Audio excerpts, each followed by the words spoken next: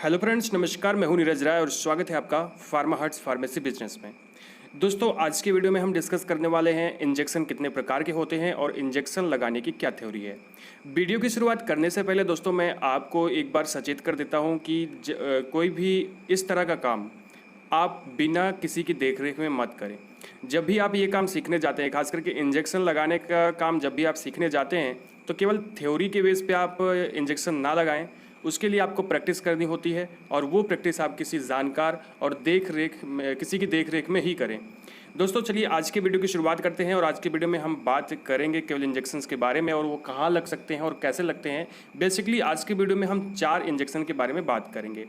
थोड़ा सा अब इंजेक्शन के बारे में कुछ भी बताने से पहले अगर हम बात करें कि इंजेक्शन के माध्यम से, सुई के माध्यम से हमें जो मटेरियल्स दिए जाते हैं वो क्या होते हैं दोस्तों, वो होते हैं पेरेंटल प्रोडक्ट। एक्चुअली अगर हम पेरेंटल प्रोडक्ट्स की बात करें तो यहाँ पे कुछ फिगर आप देख रहे हैं। यहाँ पे ये चीज़ आपकी एम्पुल है और यहाँ पे वायल्स हैं, ठीक है। इसमें इंजेक्शन्स आते हैं। एक्चुअली पेरेंटल क्या होते हैं इसके बारे में जानना हमारे लिए बहुत ज़रूरी होता है। जैसे कि जो भी पेरेंटल जो भी दिए जाते हैं हमारी बॉडी के अंदर, जो भी ड्रग्स इंजेक्ट की जाती हैं वो स्टेराइल सॉल्यूशन होते हैं या सस्पेंशन होते हैं किसी भी ड्रग के, जो कि ऑयली और एक्वस वेहिकल में बनाए गए होते हैं। कुल मिला के इतना समझ लीजिए कि जितने भी पेरेंटल प्रोडक्ट होते हैं जो हमें इंजेक्शन के माध्यम से लेने होते हैं वो एक प्रकार के स्टेराइल प्रोडक्ट होते हैं। स्टेराइल का मतलब होता है कि उसमें भैया माइक्रो ऑर्गेनिज्म नहीं रहेगा, मतलब सूक्ष्म जीव नहीं रहेगा किसी भी तरीके का, ना ही कोई दूसरा मटेरियल रहेगा जो कि ठोस होगा, ठीक है। तो उसके बाद ये ऑयली मेनली जो होता है ये ऑयली सस्पेंशन के फॉर्म में आता है, मतलब तेलीय फॉर्म में आता है। और ये बनाया इसलिए जाता है, देखो कई कारण होते हैं पेरेंटल प्रोडक्ट को बनाने के लिए, ये जो इंजेक्शन लगता है उसको बनाने के लिए। जैसे या तो जो ड्रग है वो बहुत ही नॉजियस है, जो इरिटेशन काज करेगी, अगर उसे ओरल लिया जाएगा तो वो इरिटेशन काज करेगी, ठीक है।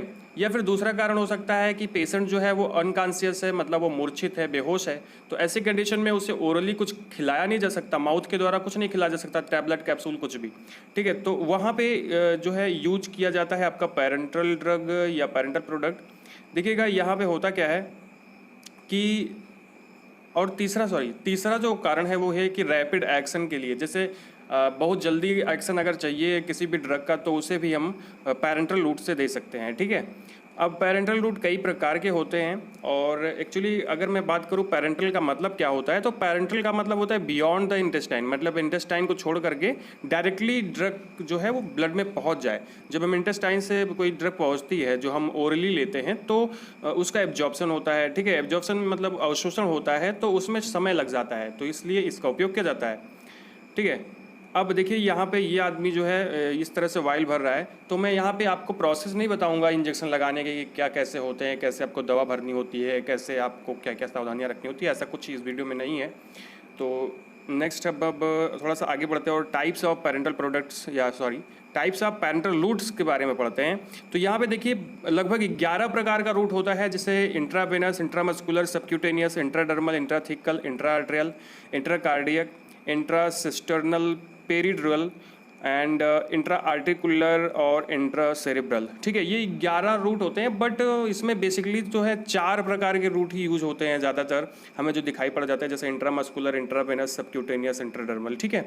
बाकी ये आपको अक्सर मिल जाएंगे, छोटे मोटे हॉस्पिटल में मिल जाएंगे। बाकी जो होते हैं वो उसके लिए प्रोफेशनल्स चाहिए और उसको हम ऐसे आपको नहीं बता सकते, उसके लिए किसी न किसी प्रोफेशनल का होना ज़रूरी है। तो अगर हम आगे थोड़ा सा बढ़ते हैं और देखते हैं कि एंगल्स जो होते हैं, देखो मैं इस वीडियो में मैंने 4 बेसिक कुछ रूट्स चूज किए हैं जो इंजेक्शन होते हैं, जिसमें इंट्रामस्कुलर, इंट्रावेनस, सबक्यूटेनियस और इंट्राडर्मल है, ठीक है। इन्हीं के बारे में देखेंगे। तो यहाँ पे आप एंगल देख सकते हैं, ठीक। ये एंगल मैंने ऐसे फिर लगा दिया है देखने के लिए, बाकी आगे मैं आपको बताऊंगा कि कितने एंगल पे कौन सा इंजेक्शन लगता है। जैसे आप देखिए पहला जो आपका है इंट्रामस्कुलर, दूसरा सबक्यूटेनियस जो कि 45 डिग्री पे है, उसके बाद आगे आपका इंट्रावेनस और फिर इंट्राडर्मल है। तो ये समझने से पहले ये चारों इंजेक्शन हमारी बॉडी के अंदर कैसे लगते हैं, हमें अपने स्किन की जो लेयर्स होती है उसके बारे में जानना ज़रूरी है, ठीक। तो देखिए अब आपकी जो बॉडी है, जो त्वचा है, उसका जो लेयर है वो कैसे है। सबसे ऊपर आप में होता है, यहाँ पे फिगर में देखिएगा, सबसे ऊपर आपकी होती है एपिडर्मिस, ठीक है। यहाँ पे ध्यान दीजिएगा, आपकी सबसे ऊपर जो होती है त्वचा वो होती है एपिडर्मिस, और फिर होती है डर्मिस, और फिर होता है हाइपोडर्मिस, ठीक है। हाइपोडर्मिस के नीचे जो है वो एक्चुअली होता है मसल्स, मांसपेशियाँ होती हैं, अब देखिएगा यहाँ पे जो एपिडर्मिस, आप ध्यान दीजिए, एपिडर्मिस में डेड सेल होती है, तो यहाँ पे बहुत ज़्यादा कोई इंजेक्शन नहीं लगता है। दूसरी लेयर होती है डर्मिस, जो कि पतली होती है, और यहाँ पे आपका इंट्राडर्मल जो इंजेक्शन होता है डर्मिस में लगता है, ठीक है। अच्छा, डर्मिस के नीचे और हाइपोडर्मिस के ऊपर या उसी के बीच में कहीं भी आपकी आर्टरीज और वेन्स होती हैं, तो वहाँ पे जो वेन्स होती हैं वहाँ वेन्स में आपका इंट्रावेनस इंजेक्शन लगता है। उसके बाद सबसे नीचे जो है स्किन के सबसे नीचे, एक्चुअली जो स्किन है, मैं यहाँ पे मसल्स की बात नहीं कर रहा हूँ, स्किन के जो सबसे नीचे भाग होता है जिसको हाइपोडर्मिस बोलते हैं, उसे सब क्यूटेनियस लेयर भी बोलते हैं। और सब क्यूटेनियस लेयर में आपका सब क्यूटेनियस इंजेक्शन लगता है, ठीक है। सब क्यूटेनियस इंजेक्शन लगता है यहाँ पे, एक्चुअली यहाँ पे, ठीक इस जगह पे। तो ये था। और बाकी सबसे नीचे जो लेयर होती है वो मसल्स होती है, जहाँ पे इंट्रामस्कुलर इंजेक्शंस आपके लगते हैं। तो ये हो गई आपकी layers of the skin, structure of the skin. Next आगे बढ़ते हैं और देखते हैं कि कौन से एंगल पे कौन सा इंजेक्शन लगता है।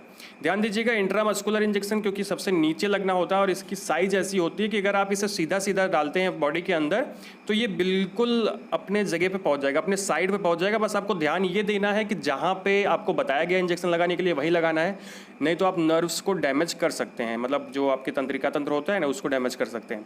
तो 90 डिग्री पे आपका लगता है इंट्रामस्कुलर, उसके बाद सब क्यूटेनियस लगता है 45 डिग्री पे।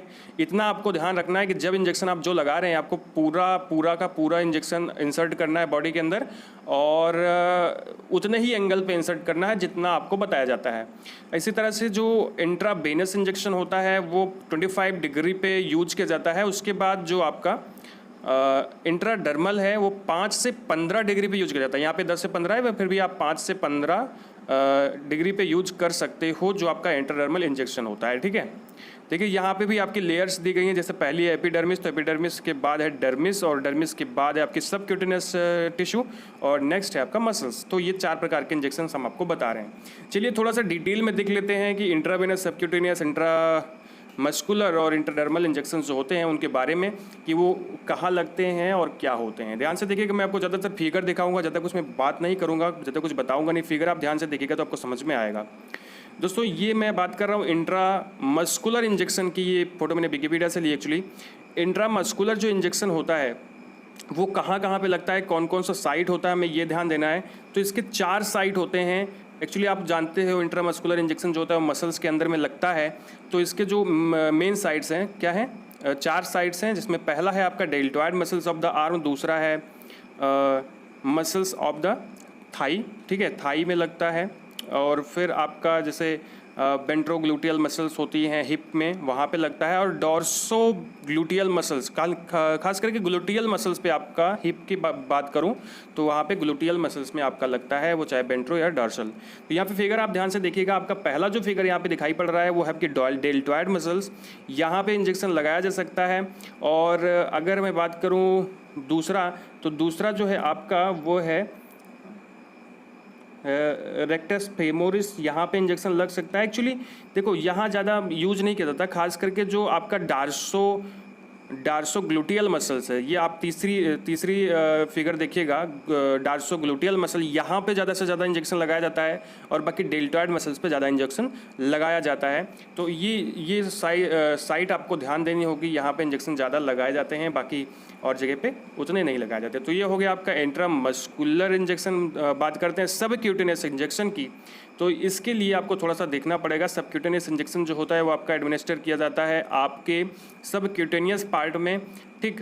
खास करके जिसका एग्जांपल मैं बताऊं, इंसुलिन का जो इंजेक्शन होता है वो सबक्यूटेनियस इंजेक्शन होता है। इसके साइट की बात करूं तो देखिएगा इसमें साइट क्या है कि सबसे पहला तो upper outer area of the arm, देखिए फोटो में यहाँ पे देखिएगा तो आपको ज़्यादा समझ में आएगा। देखिए ये आपकी आर्म है, आपकी भुजाएं हैं, उसके बाहर, ठीक है, अपर मतलब ऊपर की तरफ और आउटर मतलब बाहर की तरफ जो आर्म की एरिया है वहाँ पे इसका यूज किया जाता है। दूसरा जो साइट है इसका वो है the front end outer side of thighs. देखिए अगर सामने से देखते हैं तो आउटर साइड जो है थाई की, वहाँ पे इसका यूज किया जा सकता है।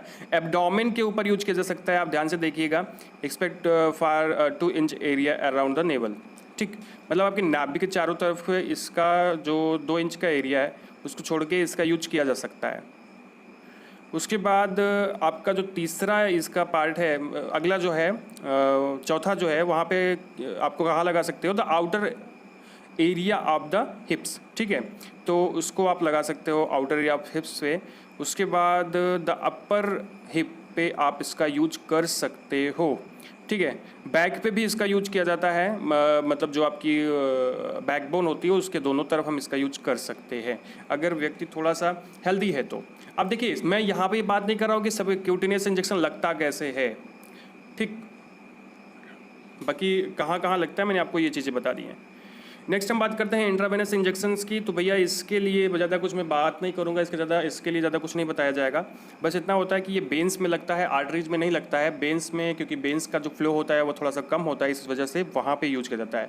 कुछ इसका साइड ऑफ एक्शन देख ही लेते हैं कि जैसे हैंड की जो डॉर्सल आर्च बेन है, जैसे व्रिस्ट की है, कलाई में आपकी वोलर एस्पेक्ट है, उसके बाद क्यूबिटल फोशा, उसके बाद मीडियन एंटी क्यूबाइटल, ठीक है। क्यूबाइटल फोशा और मीडियन एंटी क्यूबाइटल, ठीक है। और फुट पे आपकी यूज़ होती है डॉर्सल आर्च जो होती है फुट की, ठीक है, वहाँ पे यूज़ होती है। उसके बाद लेग में भी और नी के पास में भी इसका यूज हो सकता है। और ज़्यादातर जो आपकी हैंड की डॉर्सल आर्च होती है वेंस, ठीक है, वहाँ पे यूज किया जाता है। मतलब हैंड की डॉर्सल आर्च बेन्स में इसका ज़्यादा उपयोग किया जाता है, ओके। तो आप यहाँ पे देख सकते हैं थोड़ा सा एग्जाम्पल जो कि है आपका इंट्रावेनस का। नेक्स्ट होता है इंट्राडर्मल इंजेक्शन। दोस्तों इंट्राडर्मल इंजेक्शन थोड़ा सा ये चैलेंजिंग होता है, यहाँ पे वैसे बहुत ज़्यादा दिक्कत नहीं होती है। यहाँ पे क्या करते हैं कि स्किन को उठा करके दोनों हाथों से, अंगूठे से और पहली उंगली से उसको दबा करके, यहाँ पे मैंने फिगर वो नहीं लगाया है, आई एम सॉरी, पर आप थोड़ा सा समझ लीजिएगा कि ये आपकी ऊपर की स्किन पे लगाया जाता है, खास करके हाँ, ठीक है। तो मतलब इसका जो उपयोग होता है ये आपकी स्किन के एकदम ऊपर वाली लेयर पे किया जाता है, मतलब डर्मिस पे किया जाता है, इसलिए इसे बोलते हैं इंट्राडर्मल इंजेक्शन। और इसमें इसको लगाने का एक तरीका यही है कि हाथ को, मतलब जो स्किन होती है उसको ऊपर उठाया जाता है दोनों हाथों से पकड़कर, मतलब दोनों अंगुलियों से पकड़कर, और फिर वहाँ पे ये इंजेक्शन लगाया जाता है 5 से 15 डिग्री पे, ठीक है। मतलब जो इसका एंगल होता है, आप यहाँ पे कुछ एग्जांपल्स देख सकते हैं, ये कुछ एग्जांपल्स हैं। और बाकी ये था आपका चारों इंजेक्शन जो कि होता है। और इसमें कुछ चीज़ों का हमने साइड ऑफ इंजेक्शन बताया, कहाँ पे वो इंजेक्शन लगता है और क्यों जो है उसका उपयोग किया जाता है। बाकी नेक्स्ट वीडियो हम जल्दी से लेकर के आएंगे जो कि प्रैक्टिकल बेस्ड वीडियो होगा, और वहाँ पे आपको ये बताया जाएगा कि भैया कैसे इंजेक्शन लगाया जाता है, क्या तरीका है इंजेक्शन लगाने का। और अगर आपको ये वीडियो अच्छा लगा हो, सही लगा हो, तो चैनल को सब्सक्राइब कर दीजिएगा, वीडियो को लाइक कर दीजिएगा, शेयर कर दीजिएगा अपने फ्रेंड्स के साथ, लोगों के पास, जिससे उनको चीज़ों को पता चले। और फिर से मैं आपको लास्ट में एक बार कहूँगा कि किसी भी थ्योरेटिकल ज्ञान के बेस पर आप प्रैक्टिकल ना करें बिना किसी की देख रेख में, नहीं तो फिर आप किसी की ज़िंदगी के साथ खिलवाड़ कर सकते हैं। दोस्तों कहूँगा कि जब भी आप इंट्रावेनस इंजेक्शन लगाएं तो बिना किसी के देख रेख में ना लगाएं। तो बहुत बहुत धन्यवाद आपका वीडियो को लास्ट तक देखने के लिए और सब्सक्राइब करने के लिए।